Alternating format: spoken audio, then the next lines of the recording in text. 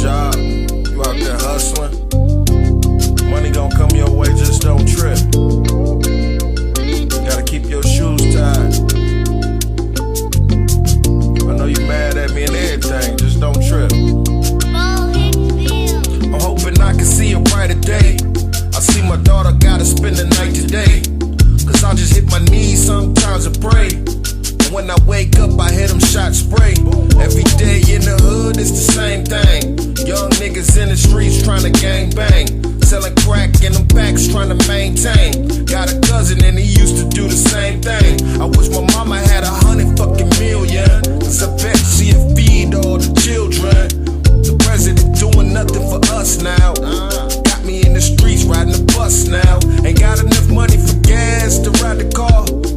Ain't even got insurance, ain't going far. The cops pull me over, man, what should I do? Should I chill or should I run? Or will they shoot? Goddamn. Don't trip, Just gotta hold your head. Everything gon' be alright. you know shit that. You know how I go out here. You already know. Young black male, young black woman.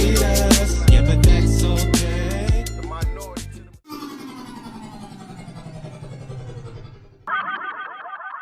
the My manager gave me a copy of Guess Who's Back, and within the first couple of songs, I was like, yo, he's back. At that point in time, I think we had found out that he wasn't signed yet, so, we have a chance to maybe do something with him. Let's try to see what's up.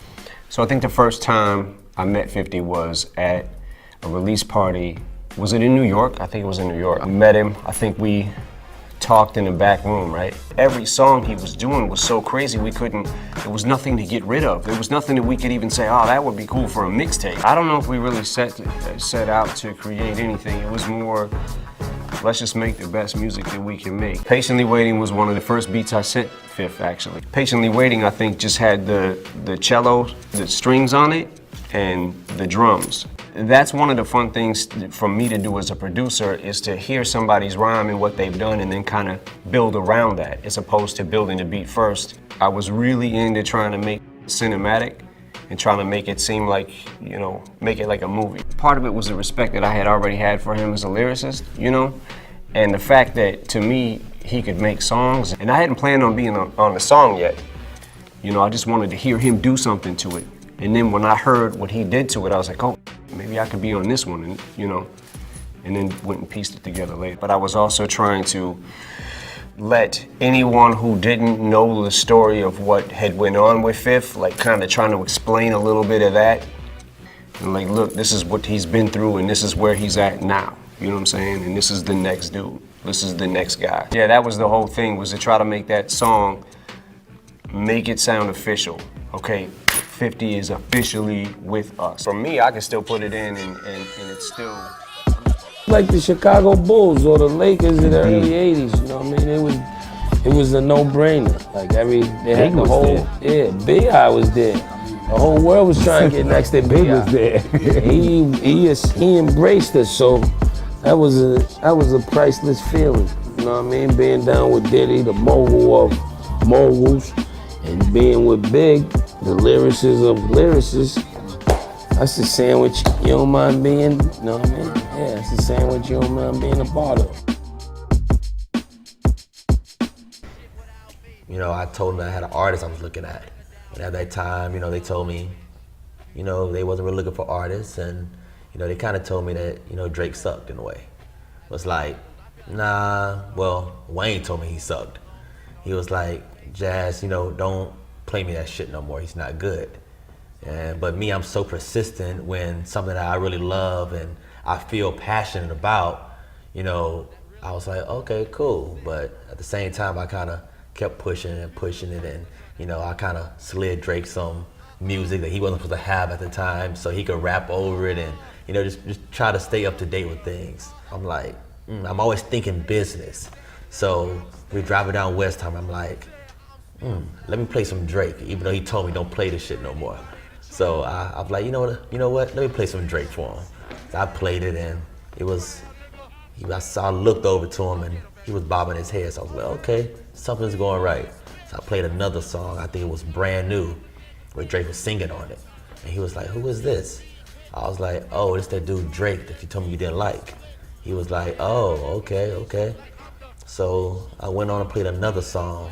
And he was like, this dude is pretty nice. I was like, I told you. So from there, he was like, where is he at? I'm like, he's in Toronto. He's in Canada. He was like, can he fly down right now? I was, it was kind of late at the time, so I knew that he wasn't gonna be able to get on the flight. So he was like, let's call him. So I called him. And at the time, Drake was sitting at the barbershop. I was like, yo, what's up? He was like, what's up, Jazz? I'm getting a haircut. I'm like, but hold up, somebody want to talk to you. So I gave him the phone. And he got on the phone. He was like, hello. And, Wayne was like, hey, what's up? And Drake was like, who is this? He was like, it's Weezy. And at that time, when someone just paused, kind of like, hello? So he was like, well, hold up, man. I'm about to get the phone back to Jazz. So I got on the phone. I was like, yo, what's up? He was like, was that Wayne? I was like, yeah. I was like, man, send me your information. I want to fly you to Houston.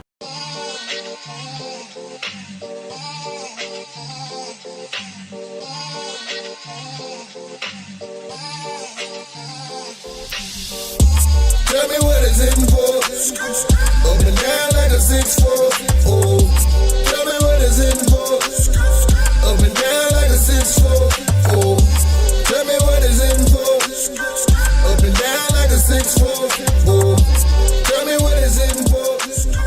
Up and down like a 6'4". Ty, I've never got to ask you this, but why sign to Taylor Gang? What was the motivation to kind of get there? Out of any other camp that I'm sure was vying for you, because you're such a great talent. There's a lot of different people trying to get with me. Everybody at Taylor Gang was like, no egos, no fake rap guy stuff. Right. You know what I'm saying? I hate the whole rap guy thing. You know what I mean? So I'm down with Vic Taylor. says this a lot. There's sometimes where you kind of deal with people because of their occupation, but as soon as they don't have to deal with you, they won't, unless you're a good person. And I feel like a lot of the guys in Taylor Gang, you want to mess with them on a personal level, and they happen to rap, or they happen to produce, or to do everything It's else. more of like a family thing. Right. We always chill on a regular. It's not like just work. Right. Well, if that's all there is, I've been wasting my motherfucking time with you. I can get more clout and more money on the street than I can get following your ass to Washington.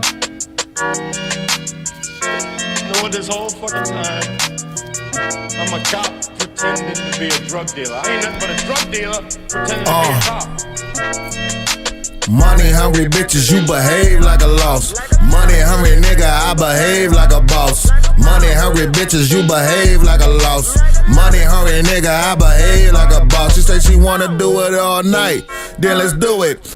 For the new quote unquote listeners to the music and different stuff like that, how did you and Webby hook up with Bun FM? Well, I hooked up with him first. I was 17 years old. I was in jail for some stolen cars some stuff. I had like a 120-day remand. And I called home and my mama said, man named Pimp C called here for you. Pimp C and Turk. Man named Pimp C called here for you. And I say, Mom, what you say? She say, I'm for real. Man named Pimp C say he rap. My mama don't know. She don't know. So I'm like, Ma, you lying, Ma. She said they gonna come back at 8 o'clock. And so call home at 8 o'clock. So I waited till 8 o'clock. I ain't even gonna eat y'all, you hear? So I waited till 8 o'clock and I called Pimp. I called the house and Pimp got on the phone cause my CEO had just got time too, who I was with, CeeLo. So I was like out of CEO and all that. So Pimp was like, man, we want you over here. Them starting the label, we supporting it. We want you over here, man. Trill Entertainment, we want you over here. And once I heard Pimp's voice on the phone, you really ain't have to give me nothing. I would have signed right there. It didn't matter. Pimp C was on the phone. I would have signed right there. So I just told him, I still got 3 months to do, like 2.5 months. He was like, don't worry about that. We're gonna have y'all there in a couple days. So, and I was on the remand. You don't come home on remand. I don't know what Pimp them did, but I was out of jail 4 days.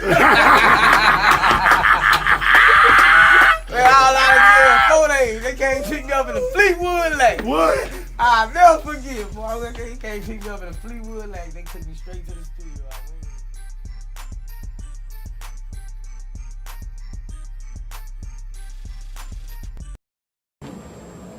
You know, now I'm on Cash Money.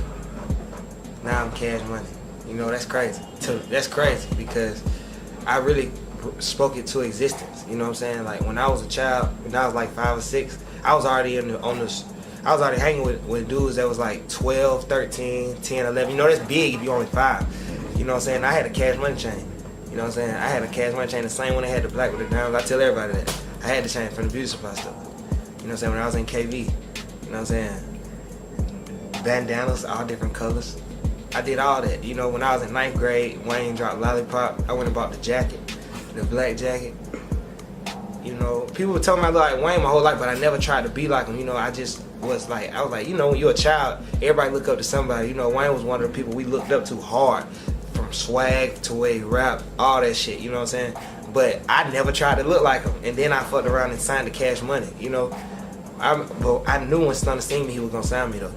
I knew it just off the resemblance. I knew like, and then I'm really talented and I don't rap. Yeah. You know, I know how to rap, but I'm a singer. You know, I'm an R&B singer. You know, so that's like, you know, it's like it's some cool shit. Like damn, you know what I'm saying? Yeah. And I just feel good. I'm on Cash Money. You know, this really what dreams come true. You feel me? I just got my first gold plat. You know, I'm about to go platinum. I'm finna drop my album. I just left doing a showcase for the whole label. I just felt like the Temptations when they auditioned for Very Good. You know, like. It's amazing, you know, and it's a blessing too. You feel me? And I feel real good, and I fuck with JD too. You know, JD my nigga. You feel me? Like that's my dog. He let me come through the spot, shoot. That's why I bring all my niggas through. He don't trip on not one person. We come through deep as hell in the JD studio. Let us do our thing. Let us have fun. I fuck with Bow. You know, it's like, and that's Atlanta though. You know, JD on the album because you know they inspired me as a child. Everything he did with all those artists. You know, JD got a certain swag, you know what I'm saying? And he fuck with my swag. Like, I knew he would fuck with my swag. And we just put it together. Like, even though I ain't signed JD, I still fuck with him. I still work with him, you know what I'm saying? Like, that's my dog. If I'm signing Cash Money, I'm Cash Money for life. You dig?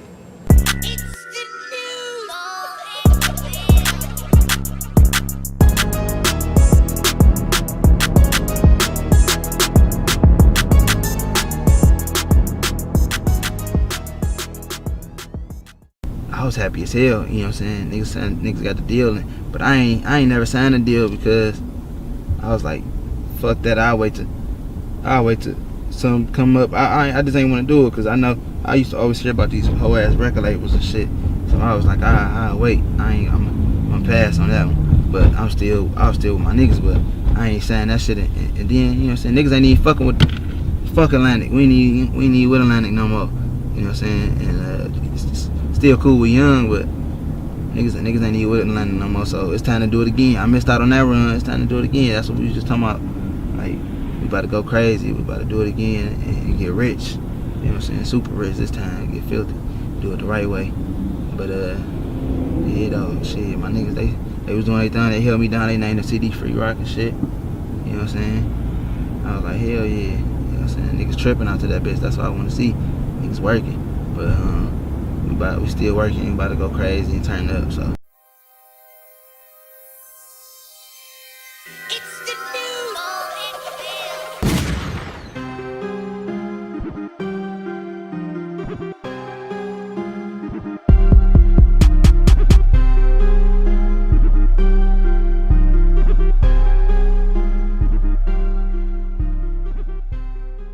Dope Boys Cash Out, and it's so easy for me to relate to them because I've been through everything they've been through. It's like there's nothing they're gonna tell me that I can't say, oh, no, I never experienced that. You know what I mean? So it's just having knowledge and wisdom and being able to, you know, help them articulate and execute the things they're trying to execute. You feel me? Hey, you know, I grew up. I had a lot of West Coast influence. I got a lot of homies that's out there. I always understood their way of life. You know what I mean? How they handle their business, how they move, you know, how they think. Because you know, I was back and forth out there myself. And you know, like YG, I was a fan of YG before I knew who he was. I happened to be in the club one night and just, you know, saw him do his thing. I actually attended one of his shows and I couldn't believe it. I was like, man, you know what I mean? I just felt like he needed that, you know, that other half, that other link, you know, that got that wisdom and that knowledge and that it can help him in the areas he probably didn't understand as a new artist. Because it's his first album will be dropping this year.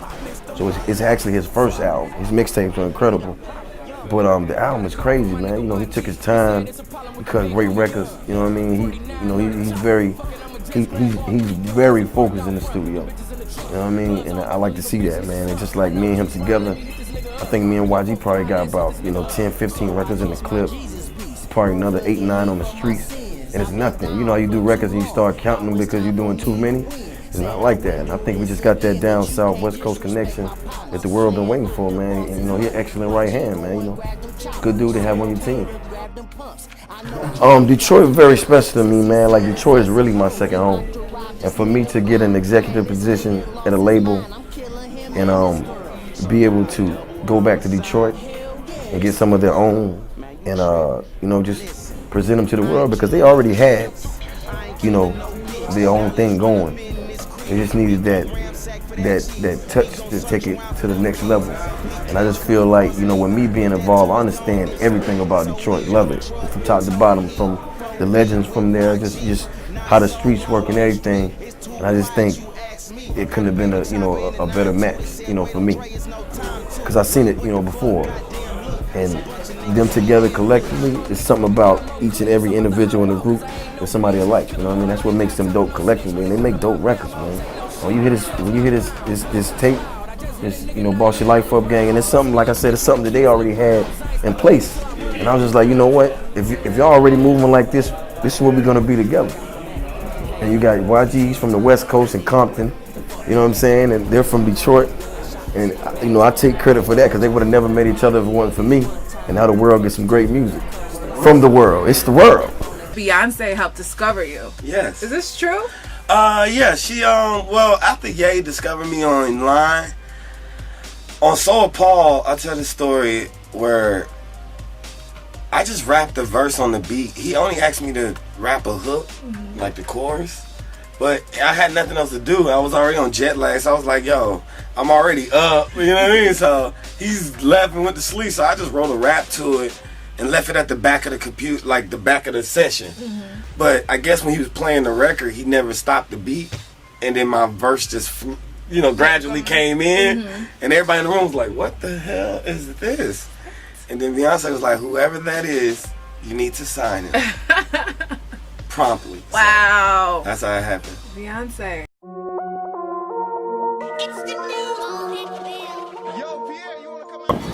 Rick Ross, I've been tattooing him for a while, and I used to travel tattooing him, and he brought Wiz and Currency to my tattoo shop called CDB. We did with a Super High remix, and whereas I was tattooing Wiz in the video, I tattooed Rick Ross in the video, and then me and Wiz just got to talking about what's going on. Hold up, we the boys. Yes, like my music, my direction. I was in a group called Hollywood at the time, and then we went on a Wake and Bacon tour with him, which was his first, major tour by itself. And we did a couple of dates on there, like the Southern Leg. And then I just been going on the road with him, tattooing him. So I just been on the road with him for a while. And he was like, "You thinking about doing solo music?" I was like, "Yeah." So I just started putting my tape together. And then once I got my tape together, put together Atlantic Fornication, it came off Taylor Gang Records, which is still in development at that time, which is now labeled now. It's basically just kicking it, man. You know what I'm saying? We both into fashion, we both into art, very art-oriented. It's a lot, and all that just matched up with what we got going on, and kind of meshed as artists, but we was like more friend brothers. So at first, it's been over the past 4 years.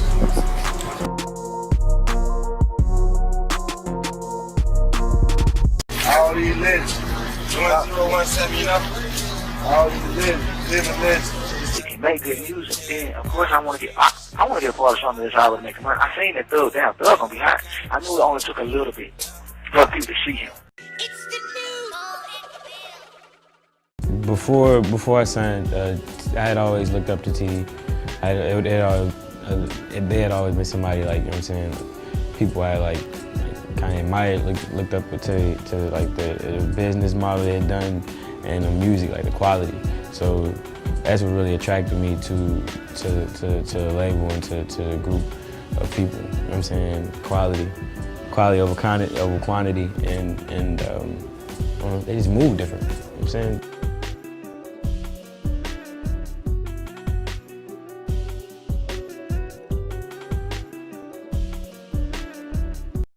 Yo, it's your boy Flip De Niro, man. I'm hanging out with my boy Rob, man, on Front Row Live. Let's get it. Moving like you crazy, I ain't calling back down. Leave me alone, fucking fuck, you coming fuck, running up the bus down.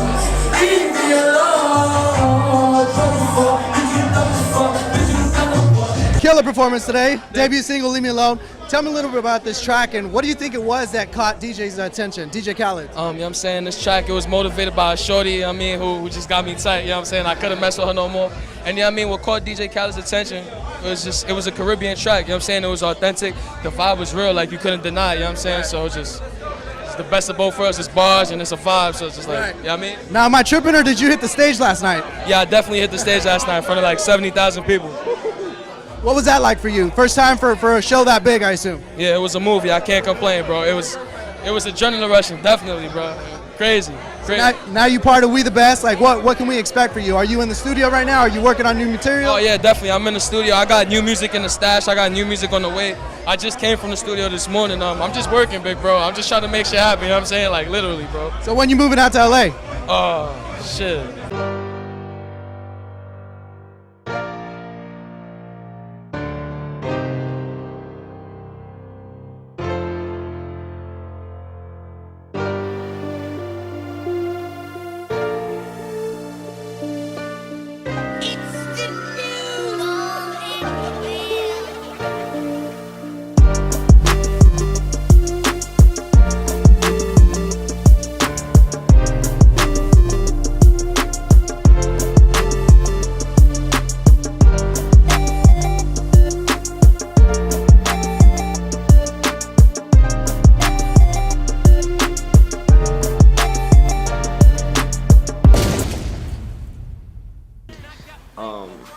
I did a song for Chingy called Pulling Me Back with Tyrese. I did the first single for Murphy Lee.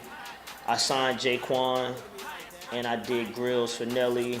And, I think all of those records that I just mentioned were #1 records. So I had a big part of my life has come from St. Louis. And when I saw him, I'm always, really open to listening to St. Louis artists.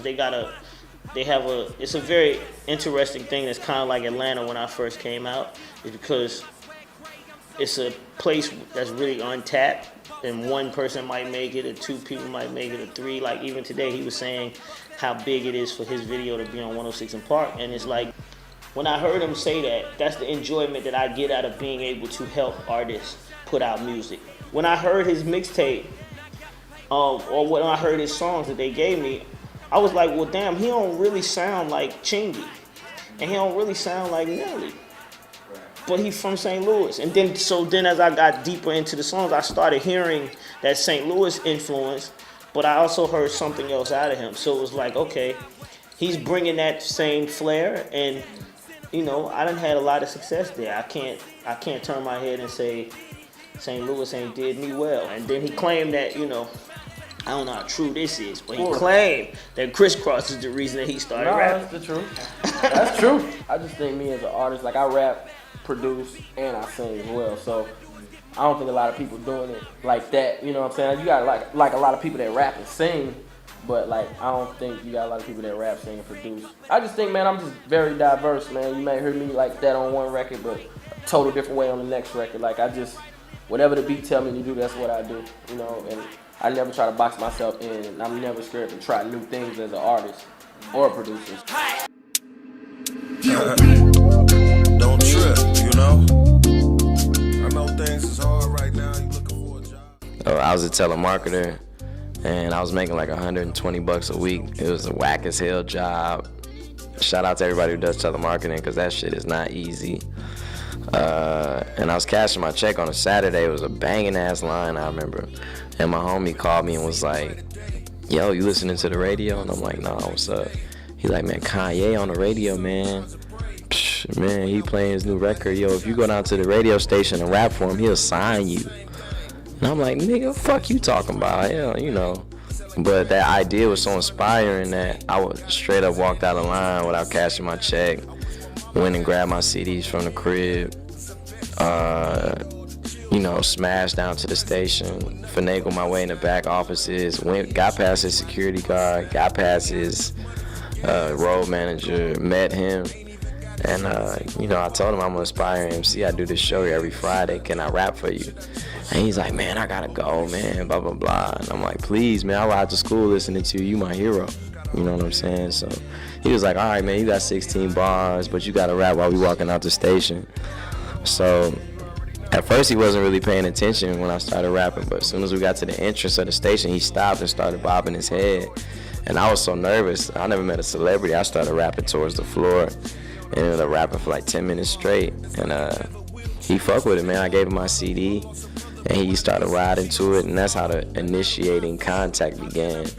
And it took a couple years, though, honestly, after that. You know, I gave up a lot of shit, man. I gave up a scholarship. I gave up college. I gave up a lot of shit I really wanted to do. So how did your life change at that point, once you finally got signed? Man, it was like, I feel like I worked harder after I got signed than I did before I got signed. It was just, I had a lot of misconceptions. If I got a song, here it is, my label's gonna put it on the radio, all I gotta do is be fresh and rap. But it wasn't like that, man.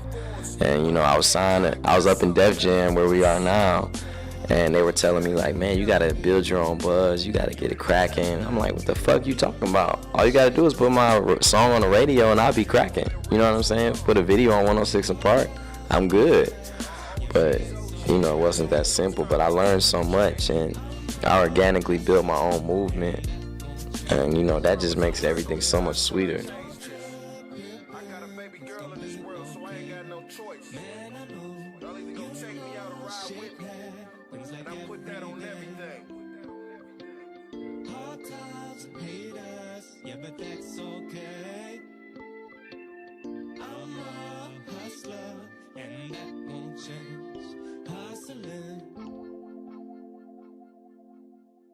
My God. Okay, so I was working at a job. What job? I was at this point I was telemarketing for a really small newspaper in Queens. That sounds lucrative. It's a college job. Oh, but I had it after graduation. Just trying to stay in New York. Just trying to pay my rent, which I was barely doing. But anyways, you know that Kanye line where he's like, if I could just get one beat on Hova, we can get up off this cheap ass sofa. That was my life. I was like, yo, I had a shirt, it said produced for Jay-Z or Die Trying. I was ready. I was with it. Wow. I promise you. It says produced for Jay-Z or Die Trying. Do you have that shirt still? Yes, I still have it. Good. That's okay. hot. So I like that. So I saw the press release that he was coming out with American Gangster, and everything was happening really fast. And I'm like, yo, you know what? I bet he's still kind of doing a few more joints. And I was like, I had an idea for a song. I went home that day, made a beat, which I think is incredible. It's called Top of the World. Okay. I made a beat CD. I would love to hear that beat. You know what? I have my laptop on me, and we had it. All right, we're gonna get it in a second. Okay, go ahead, tell us. So we made a beat CD. I got a hook on it and everything. So we made a beat CD, went to, and I told E, matter of fact, I'm like, yo, you know what? I bet he's probably gonna be at the studio tonight. You know, I bet. Baseline Studio. This was at this time they was at Rock the Mic. I knew I had read this. You know, I'm stalking online. And the Queen's paper you read. Yeah. So I'm like, okay, let's just go. I had a feeling, man. So we hopped the train. We went there. We got a little bottle. We was just sitting outside for like 2 hours drinking. It started raining. I'm sitting there with a beat CD. The t-shirt on. T-shirt on and a bottle, just waiting, just praying that Jay is going to show up. So about 2 hours later, we see this black Phantom turn the corner. And it's kind of like you just feel the energy of Hova. Here comes. Like Hova. So he had a security jump out the truck that was in front of him, go to his car just to open his door. This was this man's job, to hop out of his car to come open up Jay-Z security kind of be dickhead sometimes too. For real? Yeah. Well, I mean, I ain't get to see that night. But so Jay gets out of the car, walks up to the building, and I'm like trying to build up the nerve to go up to him with the CD. After you waited all that time in the rain. Waited all that time in the rain, and I'm like, yo, I don't even know what to say. Nah, I definitely could. I couldn't muster up an and. So I'm like, yo, Jay, yo, I got this. He's like, what is this? Like, what is this? I'm like, he said, what is this? He's like, nah, he didn't. I don't even think he said, what is this? He might have looked at it and he was like, I don't want this shit. Oh, not nice. You know what he was trying to say though? Basically, it was like, I don't take demos. Like, in Jay-Z's way, he was basically trying to say like, yo, at that time he was the president. I'm like, I'm the president of Def Jam. Like, I don't grab demos. He was like, give it to one of those guys. It was like Lenny S or something following. I'm just like, shout out to Lenny S. Yeah, I'm like, damn. I don't even think Lenny took it. J. Cole and his team came to you at one point. J. Cole didn't have a team when they came. He didn't have a team. It was just J. Cole rapping. Little light-skinned kid coming to the studio every day rapping like Drake. And at that point, it was Drake. Niggas didn't know what to do with no Drake. Drake was just like a phenomenon at that point. And shit, you can't have two of them right now. As you see, it took him a few years after that to kind of find his place and what he wanted to do. You know what I mean? He ain't rapping like Drake no more, but when he was in my studio, he was.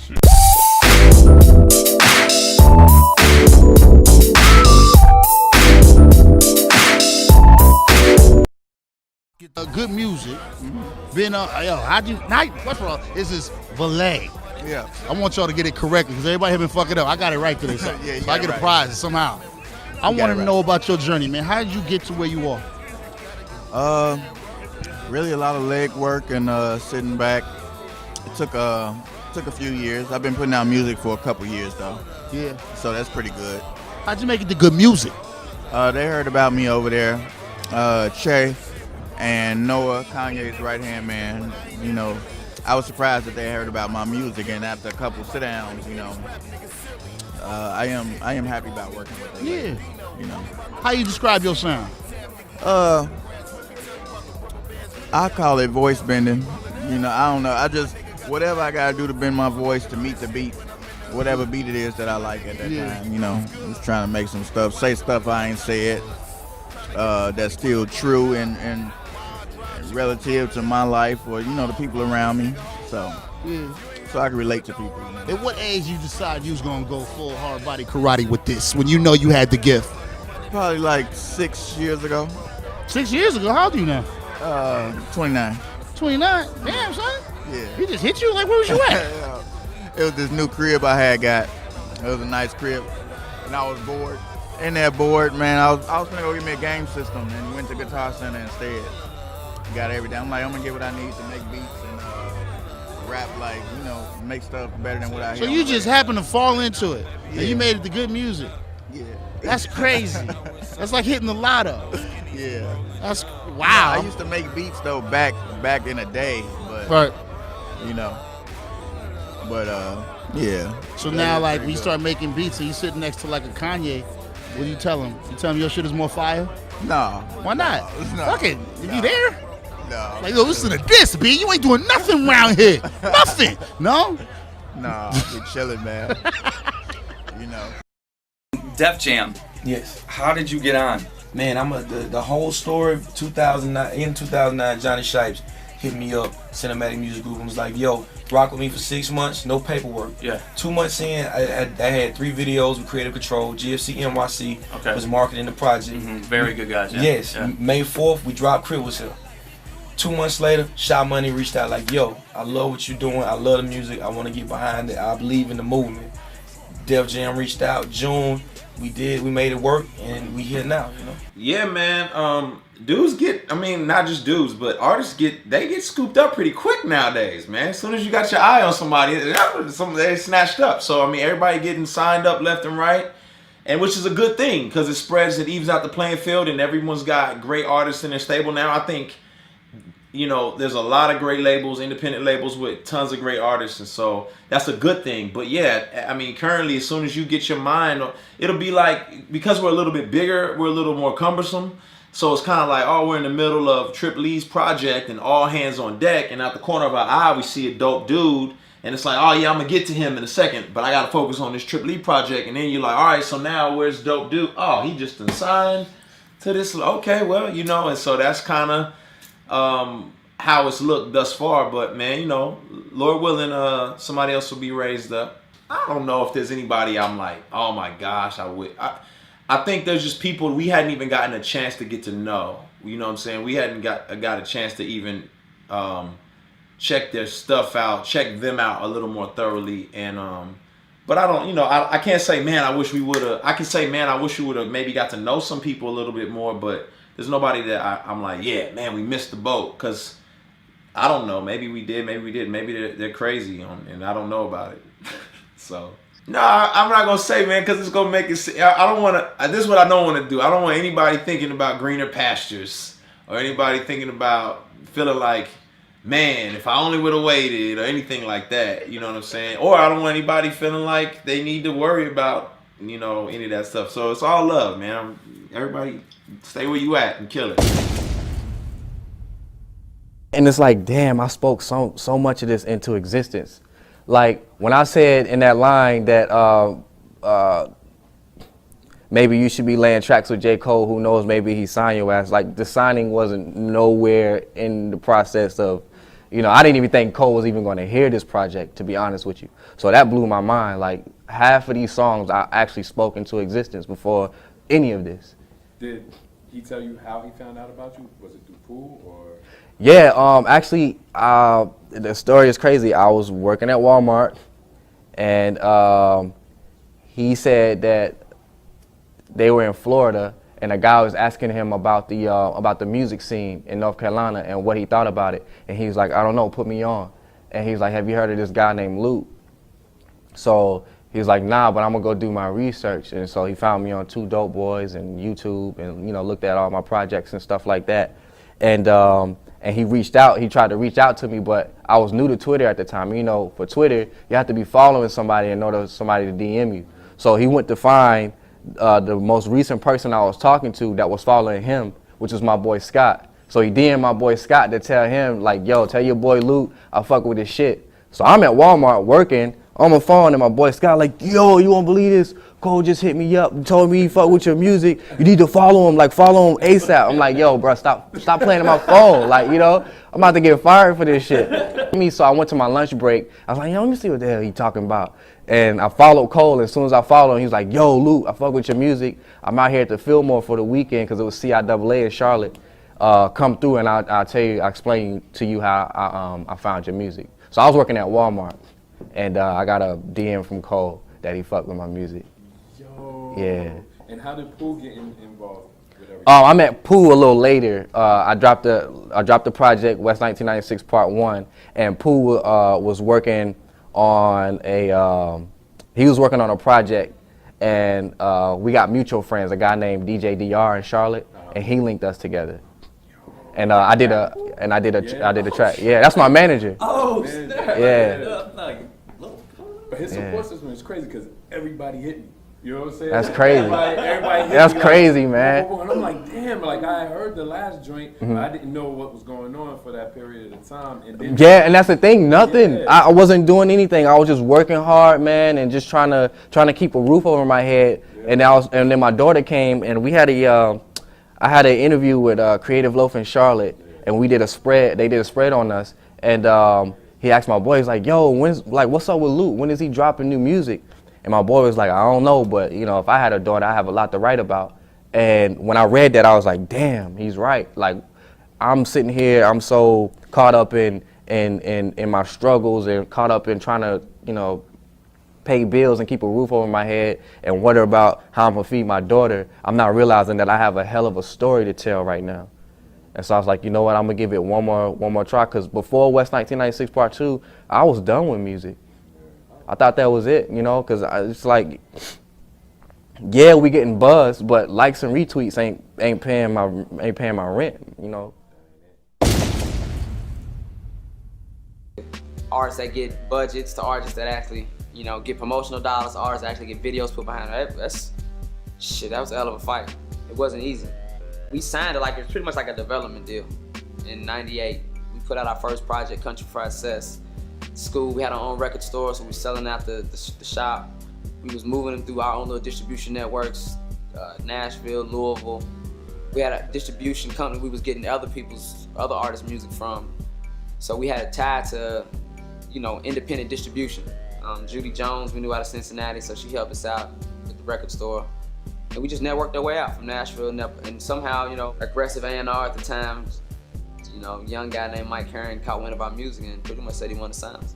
Me thinking that was not really real, like it's not supposed to happen, I pretty much said, this is the opportunity knocking, we should probably take it. I don't care what it says, we'll get a lawyer and, you know, we really tried to get a good deal out of it, but we had no leverage, we had nothing.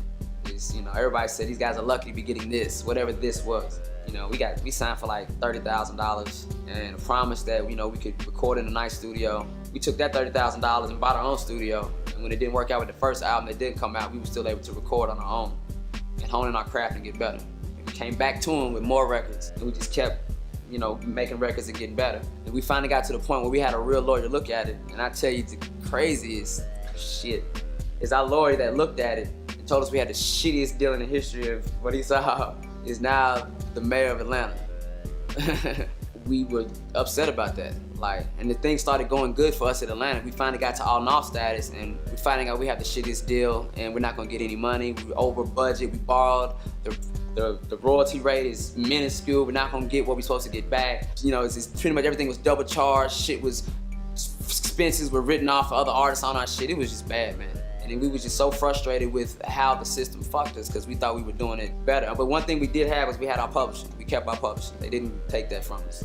And they didn't take it. You know, they had 360 deals, they weren't even in conversation. They had a neck hold on us for the first initial part of the first project. As soon as that shit came out the gate and started selling, they was like, oh shit, we got a problem. Because they know that once and they knew we found out that we had a bad deal, but we're still selling records. Now we're at $500,000. And our new lawyer was like, just be cool. Be cool. Once it hits $1 million, you can go in there and negotiate and get what you want. So we just, you know, we were bitter though. We was bitter as fuck. We was like, you know, we started talking shit to the people.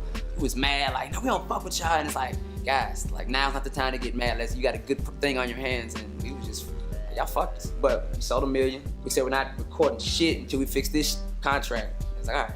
You know, now we came back out with a $2 million deal, $2 million advance. But still, it was an advance, man. It's still a bank, man. It's still like, you still have to pay that shit back. You know, but we ended up getting a fat ass pub deal for the second album. We still keep the publishing for our first album, Watermelon Chicken and Grits. We still get that. But the second album, we sold that one off, made another, you know, couple million, and then it's like, let's go independent now that they've made us famous. And so we try to figure out the next 2 years how to get off the fucking label. They finally got to let us off in 2005. And it was hard for a couple years, trying to figure out where we could go. Everybody thought we were like, you know, devalued or bad, you know, Koch wanted this, and we entertained Koch for a little while, but we didn't take the Koch deal. It was bad, and we ended up finding a home at Fontana in 2008. So for 3 years of uncertainty, we had to take everything that we had pretty much forced and made, you know, from the early successes to live off of.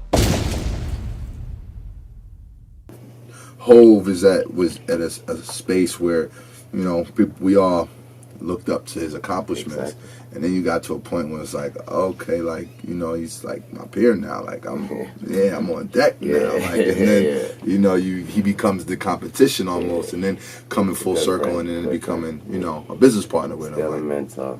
Still a mentor. No more, no less. Still a mentor. I'm still looking right up to everything he do. Still trying to be right up there with him, man. Yeah, he still hit me up every other day trying to tell me what move to make, what move not to make. Bring it back, shout out my big bro Hove. We always laugh when you say we up at peers now, you know, it's crazy. Since we cool, I could tell a story, you know. It's just, that's the big homie, dog. It's the big homie. You know, when I went out there to talk to him about being with Rockefeller, right? Now, mind you, this was years ago. First of all, it was at the 40-40. He was at the 40-40 in the daytime. And when I got up there, he was talking. It was Denzel. It was Derek Cheetah. I was like, this is click. This is. And they up there just laughing at jokes I just don't get. Man, I be laughing loud. You know, so he literally sat me down next to him. Like, this is where all that's going on at. Right. He sat me right here, like, you know, so you ain't a part of this. Yeah. They would talk to me after on the side, like after every joke. You're like, and that man offered me $175. I'm gonna start you off at like $75,000. I said, believe that. I was looking like 2 teeth in my mouth is 175. Like two of them. Come on in here, man. So we laugh at that. We laugh about that all the time. Crazy. Yeah, we laugh about that. Yeah. You know what? You told me that shit before. Yeah. Bro. You told me that. We joke about it all the time. That's crazy. Have you and him laughed about it? Yeah, too? so I say we joke about it all the time. Yeah. It's something we laugh about all the time. Can we see another Wayne Carter and Sean Carter song soon? You're gonna see a lot more. Yeah. Once I get my situation right, you're gonna see a lot of more Dwayne Carter everything. Yeah. And what about the next album? Yeah, once I get my situation right, you're gonna see a lot of everything, man. Everything. Just gotta get my situation right.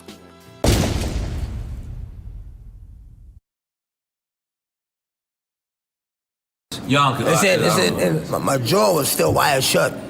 This is when you got signed. I heard about the story. This is when he knew he would sign me. Okay. My jaw was wired shut, and the Locks got signed first to Puff, and D from Rough Riders, Darren, you know, he brought me to Puff. And one thing I respect about Puff, one thing I respect about him, and real shit, is that at least he told me to my face what he felt. And when D told Puff, he said, "Yo, if you like the Locks, you're gonna love X." And I spit or whatever, and he was like, his voice is too rough, he's not marketable. Didn't like it, but I had to respect it. He fucked up. Let's make some noise from Puff fucking up. Hold up. He came right behind and tried to clean up. So maybe 3 weeks later, when he found out I was getting signed for Def Jam, he was like, "Yo, I'll lace your pockets. I'll double what they gave you and lace your pockets." I'm like, nah, homie. Because if you didn't see the beast that I was. What point then, did he tell you that? What point? I told you, like maybe 3 weeks after I got signed to Def Jam. He was like, "Yo, I'll lace your pockets. I'll double what they gave you and lace your pockets." I'm like, "Nah, I'm cool." So it's a legendary story. You didn't know. I said, but I respect that about Puff. Right. I mean, because a lot of motherfuckers they see you in a wild goose. I mean, they won't tell you. They're like, "Oh, call me later, call me later." Yeah, industry. So I respect the fact that he told me to my face. He said, "You know what? Your voice is too rough. You're not marketable." So at least he was willing to. In my mind, what I think he's saying is, work on this. Right. So actually, listen. Constructive criticism. It's a famous story that said that when you and Jay-Z battled, right? Yeah, because this battle happened, right? Correct? A couple times. Couple of times. It wasn't just one. Don't trip, you know? I know things is hard right now. You looking for a job. You out there hustling. Money gonna come your way, just don't trip. You gotta keep your shoes tied. I know you mad at me and everything, just don't trip. I'm hoping I can see a brighter day. I see my daughter gotta spend the night today. Cause I just hit my knees sometimes and pray. And when I wake up, I hear them shots spray. Every day in the hood, it's the same thing. Young niggas in the streets trying to gang bang. Selling crack in them packs trying to maintain. Got a cousin and he used to do the same thing. I wish my mama had 100 fucking million. Cause I bet she'd feed all the children. The president doing nothing for us now. Got me in the streets riding the bus now. Ain't got enough money for gas to ride the car. Ain't even got insurance, ain't going far. The cops pull me over, man, what should I do? Should I chill or should I run? Or will they shoot? Goddamn. Just gotta hold your head. Everything gon' be alright. You know how I go out here. You already know.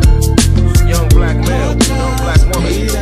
Yeah, but that's okay. The minority to the majority.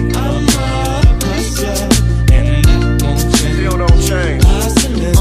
It's like it never will change. They won't bother. I lost a brother, but my niece, she lost her father. And how do I feel? How can I be real? Feeling this way, the way they drag down Emmett Till. It's messed up, man. My hands on the wheel. I'm still drunk driving. Road rage got me feeling like I'm out of my mind. I'm on the stage, feeling like crime, but I see these people in this place. Gotta speak the real, gotta keep it real. When I rap like this, it give me the chills. I hope you really feel what you really feel. Do what you do